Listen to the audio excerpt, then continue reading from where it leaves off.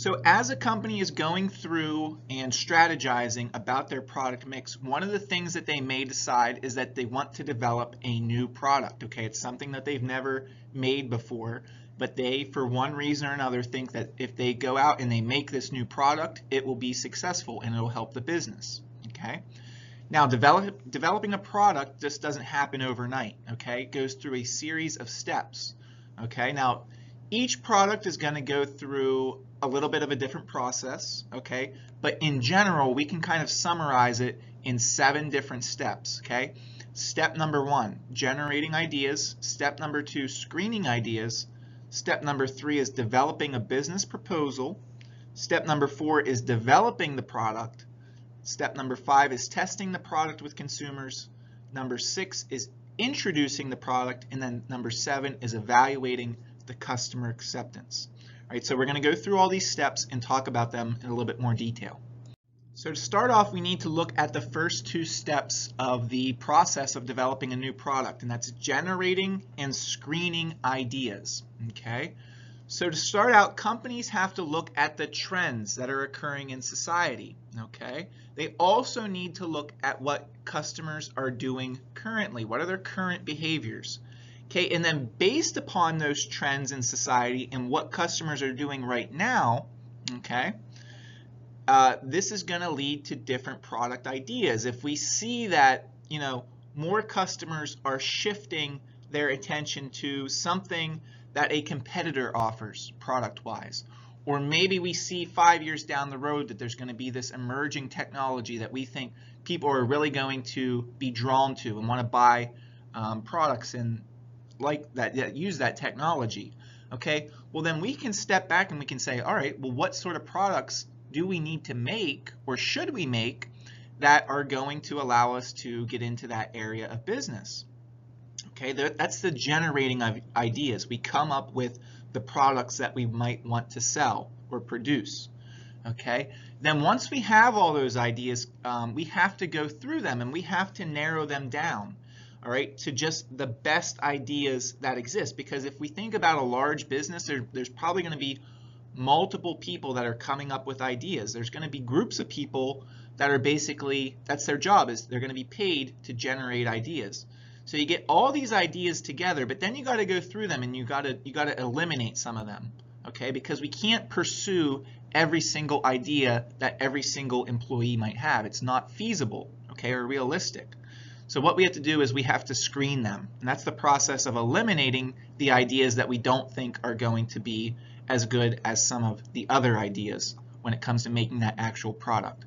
Okay, so generating is producing the ideas, screening is eliminating the ideas. So after we've generated and screened our ideas, we then move into step number 3, 4, and 5, okay? And this is where we come up with a business proposal, we develop a product, okay, and then we test it with potential customers, okay? So what goes into the business proposal? Right, the business proposals examine a proposed product's market, okay? Who do we think is going to buy this product or be able to afford it?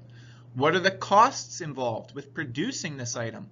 What sorts of profits do we expect to make? Remember, profit is the amount that you sell it at less the costs that it takes to produce it. What competitors are out in the market? What other companies are offering similar products?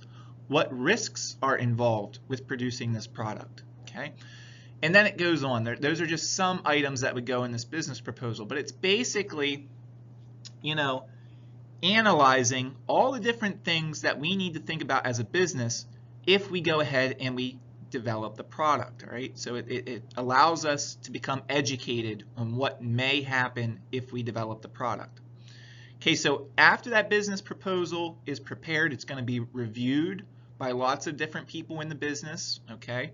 And then if they accept it and they decide to move forward, what they're going to do is they're going to develop the product, okay, or an example of the product. What they're actually going to create is a prototype. Okay, now a prototype is a model of a new product. It doesn't work where if a company decides that they're going to accept the business proposal, that they immediately go out and they start producing, hundreds or thousands or hundreds of thousands of that new product. They don't just jump into it right away. They're going to make 1 or 2 prototypes, okay, of the product. And that's going to allow them to see how it works, okay, to figure out maybe things in the manufacturing process that they didn't foresee, okay, and work that out. Or, they're going to take that prototype and they're going to test it with the customers, okay, potential customers. Okay, small groups of customers are going to use it and they're going to test it and they're going to see what works and what doesn't work. All right, and that prototype then allows them to minimize, their expenses or their costs if the prototype fails. They don't want to spend lots of money producing hundreds of thousands of this product and then all of a sudden realize it doesn't work. Okay, they want to create a model, okay, and then they want to test that model with small groups of people to figure out any issues that might exist before they jump fully in and are fully committed to producing this product. Okay, so those are some of the benefits of a prototype and why a company would want to use a prototype. All right, so after the product has been tested with the small groups of customers, if we find that it's viewed favorably by those groups of customers, then most likely the business is going to say, okay, it's time to launch this product to the general public.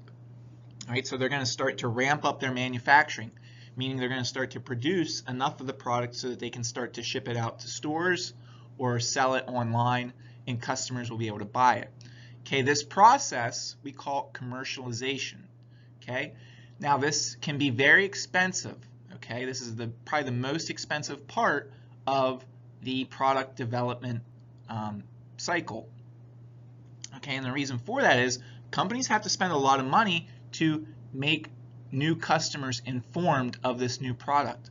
Okay, if a company goes out and they just make a product but they don't let their customers know about it, if they don't promote it, remember our previous lesson on promotion, okay, then how is the customer going to know that they should buy it or want to buy it if they don't know anything about it? Okay, so companies spend a lot of money on promoting these new products on top of all the money that they spent to actually produce the product, okay, to let customers know that that it exists, all right, and to generate buzz and excitement with customers to want to buy it. All right, so we can see how this is a very expensive process to develop a new product. Now, after the product has been introduced to the general public, we don't stop there as a business, okay? What we're going to continue to do is we're going to continue to measure and track how the customers that are buying the product are reacting to it. Okay, they want to know if this product is meeting their expectations, the customer's expectations, and is it also meeting the expectations that were put forward in the business proposal. Okay, are we selling more of the product than we expected? Or are we selling less? What are customers saying about it? Are there things that are going on in the market with customers interacting with this product that we didn't expect? Okay, are they good things or are they bad things? We don't just launch the product and say, okay, we're done, bye. We continue to evaluate it as a business, okay? Now, evaluating customer acceptance, it requires a lot of gathering, storing, and analyzing lots of data, okay? Data is just facts and figures, all right, related to the product, okay, and customers' interactions with the product, and then we need to go in and we need to analyze it so that we can create information, okay, to help us with determining, are we going to continue to produce this product? Do we have to modify the product? Or is this product just a complete failure and we need to scrap it, okay? Those are the types of things that we need to do in the evaluating the customer acceptance step of developing a new product, all right? So those are the 7 steps that a company will go through when they make the decision to launch a new product.